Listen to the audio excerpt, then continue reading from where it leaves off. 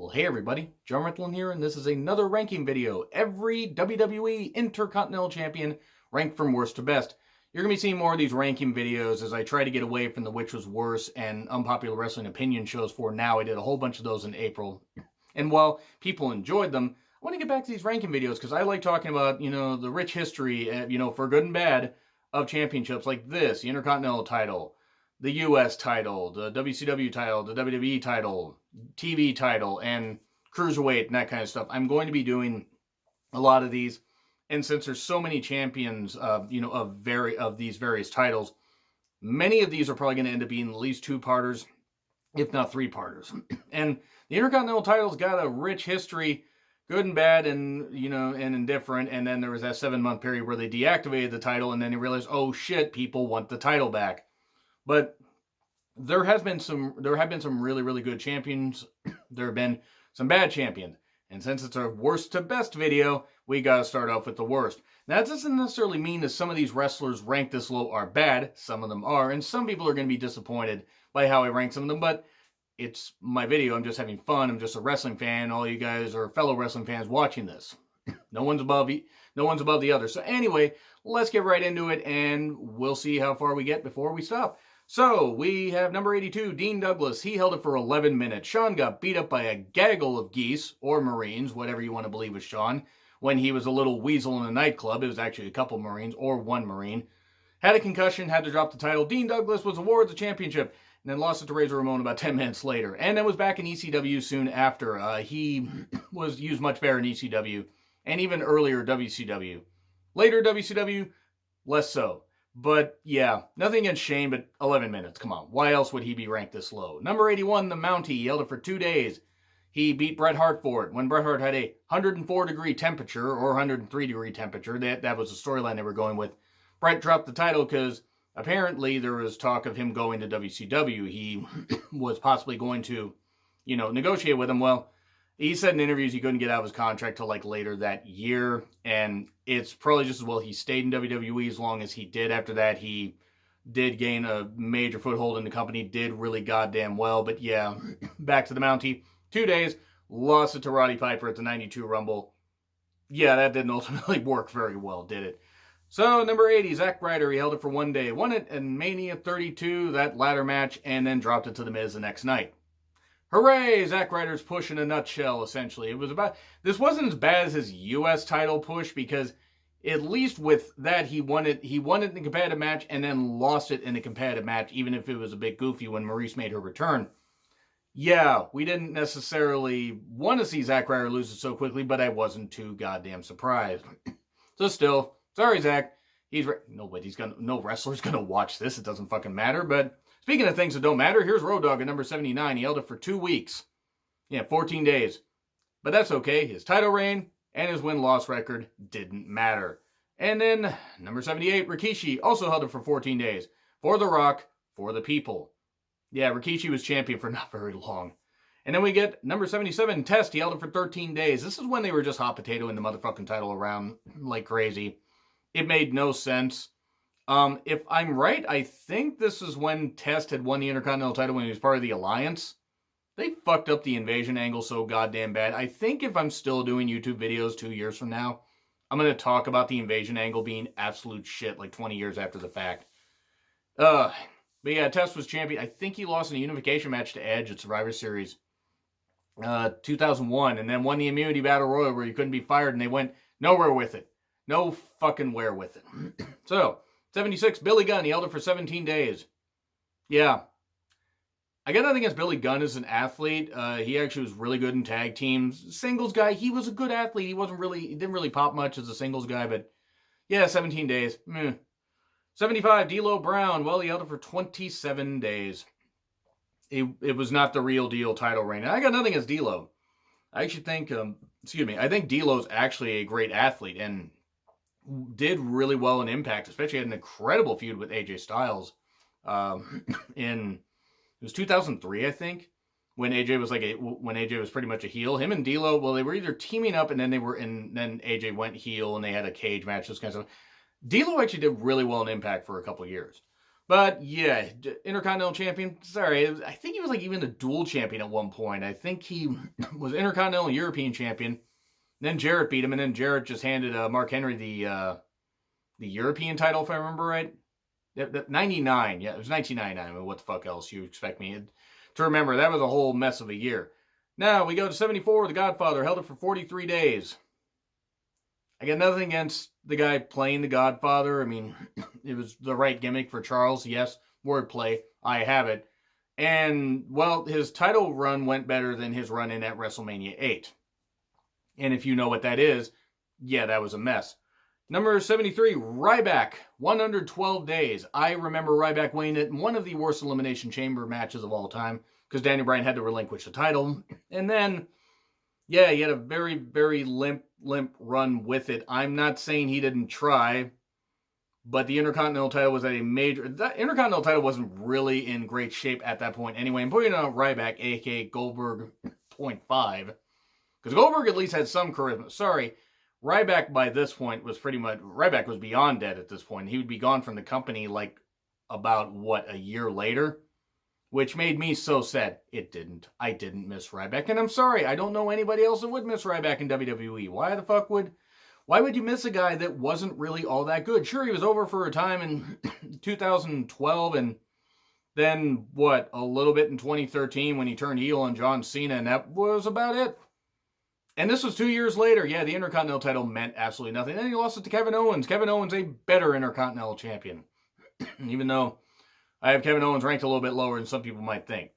So, then we get to Albert at number 72. He held it for 25 days. I believe he beat Kane for it. This was the X Factor days. Yeah, not a good time.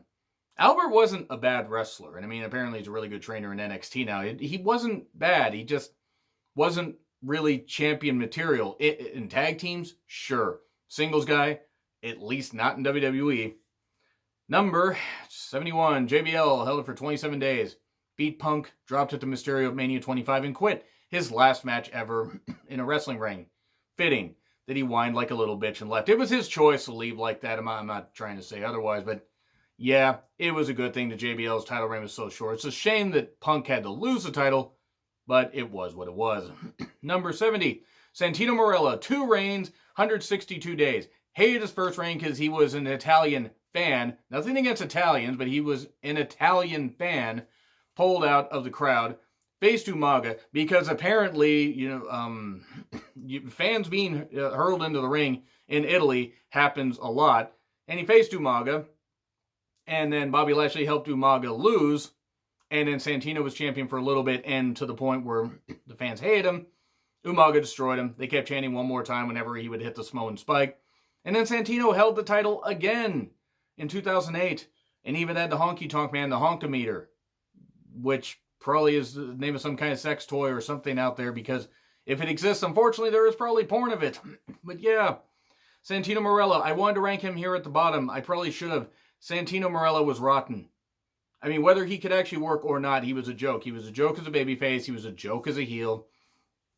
And he's a joke of a human being, especially given how he feels about, well, certain aspects of wrestling. I'll just leave it at that. The guy couldn't cut it in WWE. He was a joke, the Cobra thing, whatever. It didn't, I mean, yeah, people say he got over. Okay, cool. I didn't like the guy. I didn't find him entertaining when I was younger, and I don't find him entertaining now. That's why he's ranked here at number 70, despite 162 motherfucking days over 2 reigns. Luke Harper at number 69. Nice. With 27 days. Yes, he won the Intercontinental title, had a killer ladder match. That was about it. That was pretty much it, actually. I don't remember Luke Harper's time as Intercontinental Champion meaning much. Which is a shame, because they had something going in 2014 when he was a singles guy. But, yeah, it's a shame. And now they won't let him out of his contract, which I can't say I'm shocked by. But WWE's just going to hold on to people despite the talents, despite other companies, create more unrest, and make it so other people won't want to sign. But, oh well, that'll get off my soapbox there. Yeah, Luke Harper, champion. He was champion for less than a month. Nothing against Luke Harper. I mean, I actually think he could have done a phenomenal job at the title. They just didn't let him. Number 68, Marty Jannetty held it for 20 days. Because before he was thinking about fucking a girl that he raised as his daughter that wasn't his daughter, thankfully, though I wouldn't put it past Marty, the weird guy that he is. He had a lot of issues with the law. Shocking. It's weird that Shawn turned out to be the more normal of the two and the more reliable of the two. I mean, he didn't get in trouble with the cops, at least that much. But anyway, Marty Jannetty had been in and out of the company since '92, run-ins with the cops. Came back on the May 17th, 1993 edition of Raw and won the title from Shawn and then lost it at a house show soon after because he kept having problems with the law and was an idiot generally. I mean, his title win was big. That's actually why he's ranked up the side despite only 20 days. But then he did nothing with it. Had he been able to hold it till SummerSlam, he might have been ranked at least 10, 15 spots higher. But he just wasn't able to be. Because, again, he kept screwing up. Then we get to 67, Marc Mero, 28 days. I have nothing against Marc Mero as a person. Honestly, I think the Johnny B. Bad gimmick was fine. I think Wildman Marc Mero, I mean, he couldn't be Johnny B. Bad. He was a good worker. He wasn't a great worker. He was a good high flyer. He could cut promos decently when needed. He's a great motivational speaker. Outside the ring, Marc Mero seems like a fantastic guy. Intercontinental Champion. He was champion for a bit. Triple H screwed him, or Mr. Perfect screwed him over. Triple H beat him. Yeah, that happened. Marc Mero's title reign only lasted just under a month. It was all right. It was a decent pop, but yeah, Marc Mero was not somebody that you necessarily could believe as champion. So, yeah, that happened. We then get to number 66, Lance Storm, 27 days as champion. Entered, I believe, SummerSlam 2001 as champion and lost it to Edge. I love Lance Storm. I think he's a great athlete. I think he's a great talent. I think that Lance Storm could have been utilized a ton better in WWE. But he wasn't, unfortunately. And that ended up just basically, self-destructing. Or his career was self-destructed pretty much by WWE Creative. Personality-wise, okay, maybe he didn't have a ton of personality, but he was a great wrestler, and they could have used him a lot better. But yeah, he was champion during the whole thing with the Alliance. Hooray! The Alliance again. Number 65, Val Venis, 81 days over 2 reigns. Val Venis is an idiot, and that porn star gimmick was shit. Yeah, it was over, but then again, a lot of shit was over in the Attitude Era that was generally shit. Number 64, The Big Show, 28 days. Shouldn't have beaten Cody Rhodes at WrestleMania 28. Wasn't needed. Totally undeserving. Nothing against Big Show. I just didn't like that they ended Cody Rhodes' reign that quickly. But was what it was. We then get to number 63, Ahmed Johnson, 58 days. Mr. Botch Machine and good God, Big T, Huge T, whatever he was. Couldn't fucking work to save his life. Kept injuring people. Kept injuring himself. Yeah, Ahmed Johnson was not very good. Not very good at all. Have I mentioned I don't really like Ahmed Johnson? Then we go to number 62, Booker T, 34 days. Yeah, he held the title for a little bit. Not very long. I mean, and nothing against Booker T. He was a great champion, just not a great Intercontinental Champion. And then we get to Ezekiel Jackson, number 61, 54 days. Look, it's Ahmed Johnson 2.0, though Zeke was a little bit better in the ring, could actually cut a good promo. You couldn't understand what the fuck Ahmed Johnson was saying. Zeke actually could cut a decent promo, was decent in the ring, saw him at Over the Limit 2011 live. Big guy, by the way, big guy. But, yeah, not really much, much worth it. And, he was champion a little bit less than Ahmed Johnson and lost it to Cody Rhodes. So, hey, at least Zeke's title reign ended pretty well there. Number 60, Roman Reigns, 63 days. And that's really all there was to it. His title reign didn't really mean much of anything. Nothing against Roman Reigns. He just, nothing against the guy himself. But his title reign didn't mean anything. It's pretty much like his U.S. title reign. Didn't mean shit. 59, Daniel Bryan, 44 days. Unfortunately, Daniel Bryan had to retire due to injury. And that's just very unfortunate. He had to retire soon after. He had to give the title up to Ryback. Or the Ryback, as Daniel Bryan would call him. Yeah. There wasn't really all that much to Daniel Bryan's reign. He won at WrestleMania. I think he defended on a couple of house shows. The idea was he was actually going to be like doing an Intercontinental Open Challenge on SmackDown, but unfortunately injuries caught up with the guy. Thankfully, he's back. I really, really hope that he's not actually injured because as we're recording this video, he has not been seen since WrestleMania. So I hope that changes, and I hope he's going to be okay. Now we get to number 58, Kurt Angle, 35 days. He was a dual champion, this and Intercontinental and European champion. Let me try that again. Then he lost both titles to the respective Canadian Chris's, Benoit and Jericho, despite not being pinned in either of the two falls. So yeah, that was pretty cool. But yeah, Kurt Angle's a dual champion, 35 days. Really wasn't all that much to his reign, but still, it was pretty cool that he managed to be Intercontinental champion at least once. Then we get to number 57, Bobby Lashley, 60 days, 2 reigns. Look, Lashley being an Intercontinental champion was pretty cool for him. I mean, a black Intercontinental champion after not having one for so long. Since I want to say Shelton Benjamin and Ezekiel Jackson. But still, I feel bad for the fact that that Bobby Lashley wasn't given a better run. To be fair, he seems like he's checked out of WWE, and I don't necessarily blame him. I mean, 2 reigns and a total of 60 days between them. Yeah, not much. 56, CM Punk at 49 days. CM Punk feuding with Regal was pretty cool. He had a nice feud with him, but after that, there really wasn't much of anything to him. And then he lost to JBL just before WrestleMania 25. I mean, he won Money in the Bank and then cashed in on Jeff Hardy and ended up starting one of the best feuds that I've seen in a while, at least in the last 10 years. CM Punk versus Jeff Hardy. In fact, I might actually do that. I might do my 10 favorite feuds from 2009 to this year, or the last 10 years. But anyway, CM Punk was pretty. It was cool to see him as champion, but it didn't really mean much. And this one's ranked a little bit low. People might be surprised. 55 is Stone Cold Steve Austin, because he won the title against Owen Hart in that, brutal, spot where he got his neck spiked. It was very reminiscent of what happened with Austin and Masahiro Chono in New Japan, about WCW New Japan co-promoted show. But yeah, Austin won the title despite, the worst roll-up ever. I mean, well, fuck, his neck and spine were all damaged. But yeah, all he did was hold it. It was cool that he won the title, but he didn't do anything with the title after that. Faced Rock at, I want to say, In Your House D-Generation X in December 97. Beat The Rock for it, but, so he had a couple reigns, but he didn't really mean much as champion. I mean, sorry, Austin didn't. It was cool that he won it, but he was going to go on to bigger and better things. That was just a placeholder title for him. Number 54, I feel bad for ranking him this low, but we're going to rank Finn Bálor this low. 2 reigns, 43 plus days. As of the recording of this video, he's heading into Money in the Bank as champion. I mean, who knows? I mean, by the time this goes up, he may have already lost the goddamn title. Who the fuck knows? But Finn Bálor, it was cool to see him win the title at Elimination Chamber. Then he lost it. Then he won it back at WrestleMania. Finn Bálor can be a great mid-card champion. He could actually be the top guy if they really wanted to make him that, or at least the WWE champion once. But he can make the Intercontinental Championship matter. But as of right now, if he had not lost it back to Bobby Lashley, I might have ranked him at least 5-6 spots higher than this. But yeah, 2 title reigns.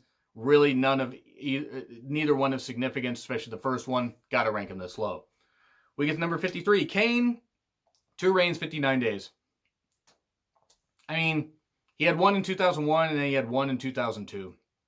And actually, he was involved in the match with Triple H, where it was the retirement of the Intercontinental title, where it was a unification thing between the World title and the Intercontinental title. No, Kane couldn't win that because Triple H had to deal, a bad card besides the Katie Vick angle, which was worse episode that I actually did.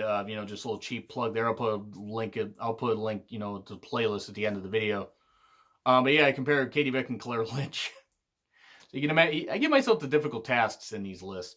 But yeah, Kane, 59 days. It was cool that Kane won it. Kane was legit as a champion, but he couldn't hold it for too long. He just couldn't. I mean, in 2 months, 2 months worth of reigns, well, just under that. And then we get to number 52. This is going to get me hate. I just know it is. I just know it. I want to skip over it, but I can't. 2 reigns for China. 64 days. First ever, first and only, actually, woman to win the Intercontinental title. I've never been the biggest fan of Chyna's work. I'm glad that she's in the Hall of Fame, especially for her character and how many barriers she did break for women. Women that look different, women that, can be powerful, all this stuff and everything, and have striking looks and don't need to be Barbie dolls and all that. That's great. I never really cared for Chyna's work. I'm sorry. I'm not speaking ill of the dead. I never thought well of Chyna's work, even in the Attitude Era. But historical significance dictates that she should be at least ranked here. I almost ranked her in the top 30, but then I realized, really, besides winning the Intercontinental title, she had that feud with Jericho, and then I believe she won it in a match where she was teaming with Eddie Guerrero. She won it, I think she won it again in like 2000. So she held the title twice, and that was a big deal. You know, and she's going to be probably the only woman ever to win the Intercontinental title. I mean, maybe there will be one that wins at one time. Maybe WWE tries, WWE, easy for me to say, tries it again. But I'm ranking her this low because, honestly, I was never a big fan of her work. But historical significance, I have to put her here on this list. We then get to 51, the British Bulldog, 59 days. I hate having to put the British Bulldog this low because that SummerSlam 92 match still sticks out in my mind. That one with Bret Hart, that main event. Oh, yeah, Bret, by the way, my favorite wrestler of all time. So you can imagine, Bret's probably going to be ranked pretty high on this list and high on the WWE Championship list. Oops, bit of a spoiler, but yeah, sometimes I try not to have my bias show up, but also I try to present facts and, you know, like facts as far as like how title reigns went. Bulldog winning the title was a big deal. The problem is he didn't really do anything with it because he got busted for buying steroids or HGH or something like that. And got fired. I think his last match was a Saturday night's main event. The last Saturday night's main event for 14 years, where he lost to Shawn Michaels, and then Shawn Michaels was champion for a while. Yeah, the big win for Bulldog, that's why I put just a spot above Chyna and a few spots above others. But really, his title reign didn't end up meaning a whole lot after that. Number 50, Ricky the Dragon Steamboat, 65 days. Pretty much the same reason. I mean, you know, Randy Savage here. The reason that I put, part of the reason I'm wearing the Randy Savage shirt, I don't have a Ricky Steamboat shirt, but also Ricky Steamboat, Randy Savage, one of my favorite WrestleMania matches of all time. One of my favorite matches ever. If I did my favorite matches ever, I'd probably have to break it down by decade because it'd be so goddamn difficult, but this would be top 10 easily. Steamboat's win was a big goddamn deal. The problem is, after that, he was going to take time off because he wanted to see the birth of his son, which is cool. I mean, I think that's pretty honest and shows what kind of stand-up guy Steamboat is. He wanted to, you know, see his son be born.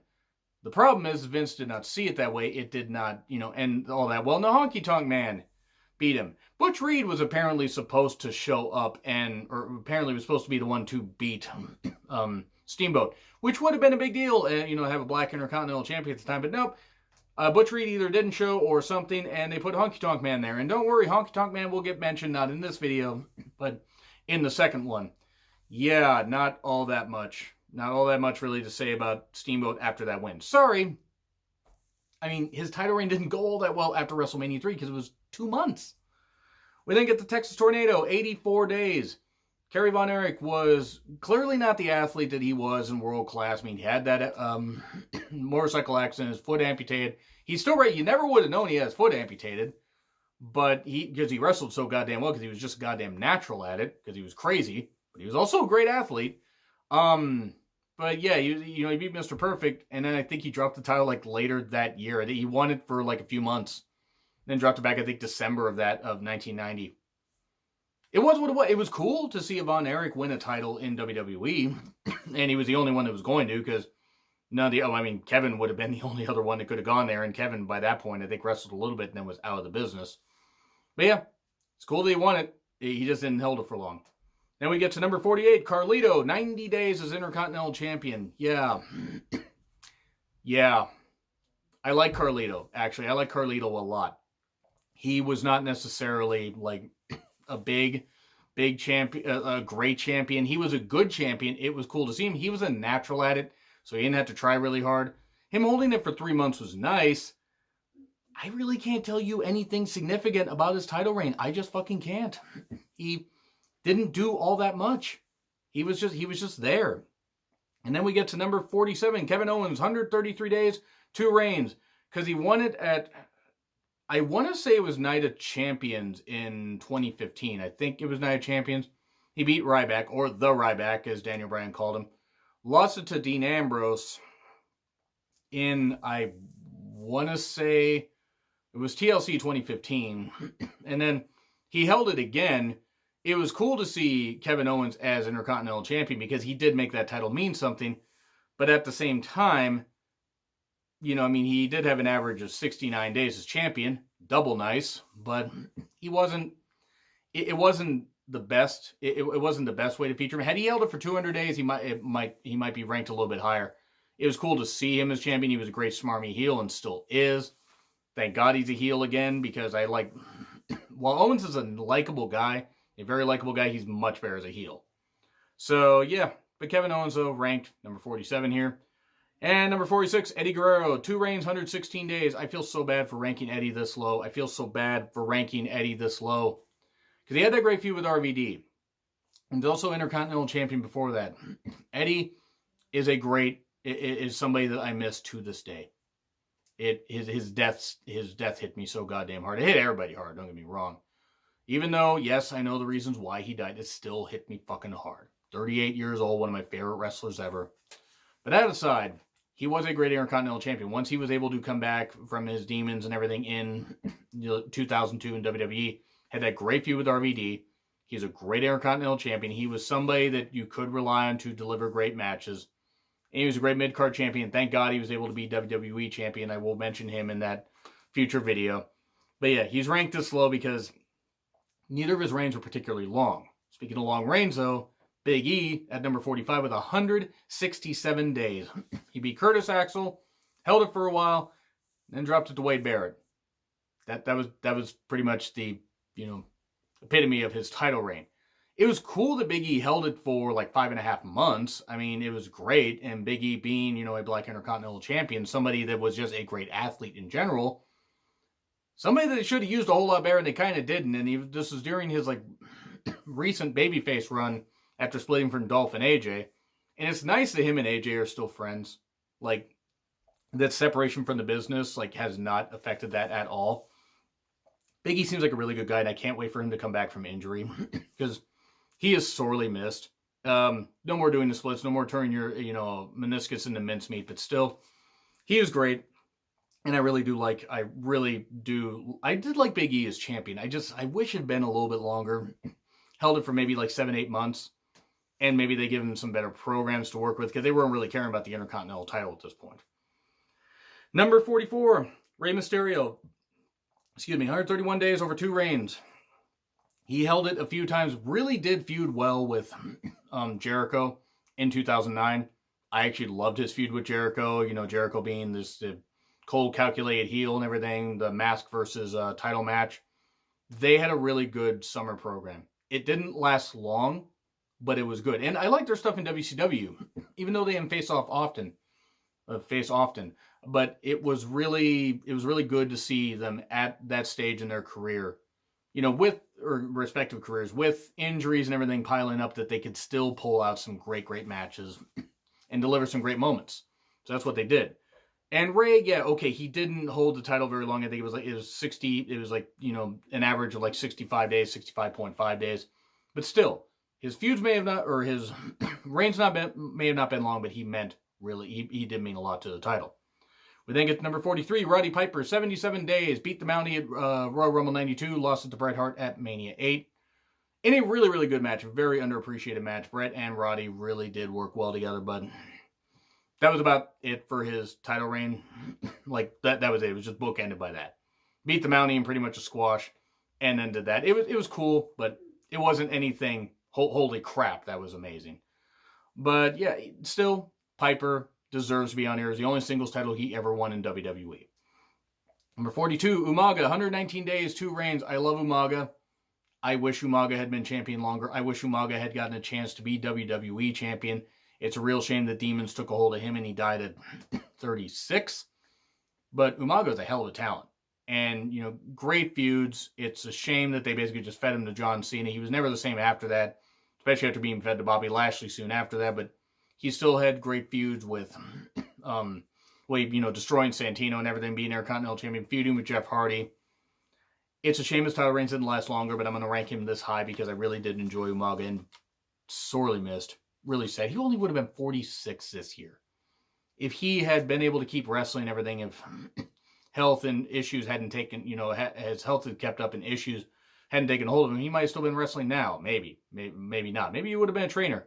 It's a shame. We then get to Drew McIntyre at number 41. 161 days. He is a chosen one, Drew McIntyre. I'm so sorry to any of my Scottish friends. Please do not kill me for that terrible Scottish impression. When Derb watches this, if Derb watches this, he's going to fucking kill me. But Drew McIntyre, he won the Intercontinental title from Morrison at TLC 2009. Held it for a while. And, I mean, I think lost it to Kofi Kingston soon after that. And then was pushed really far down the card. And then eventually out of the company. Then he reinvented himself by becoming, the Scottish jacked superstar. And now is just tearing through people. I really hope by the time this video is seen by a lot of people that he is the Money in the Bank holder. Or at least, something. Because Drew McIntyre right now is so white hot, they need to keep things going with him. But Drew was great even here. It's a shame that things didn't work out in his first run. But hey, working out great in his second run. Because he reinvented himself on the Indies once he got away from WWE. And then we're going to finish up with Christian. 192 days over 4 reigns. Feuded with Edge. He was good in 2003 when he became the champion, after they had retired the title for 7 months. Christian was a really, really, really good talent. It's just a shame that they didn't use him to his full potential more often than they should have. Or more often than they did, rather. He was a really good talent, and I wish that he had been used a bit. Because, he only had an average of like 45, 46 days or whatever as champion. I just wish he would have been used better. Still, he was a good mid-card champion. He had his last reign in 2012 when he beat Cody Rhodes, and then he had to retire the title. Well, he lost the title, but had to retire soon after that. So yeah, that's where I'm actually going to leave that off here because this video is running a little bit long. So yeah, I'm going to finish it off here. Then I'll rush through some others, and we'll see where we go with this. But yeah, I ran through over 40. So I think I can get the other parts. So anyway, do you agree? Do you disagree with what I said so far? Like, share, subscribe. Twitter handle in the description. I'm John Ritland. I will see you soon.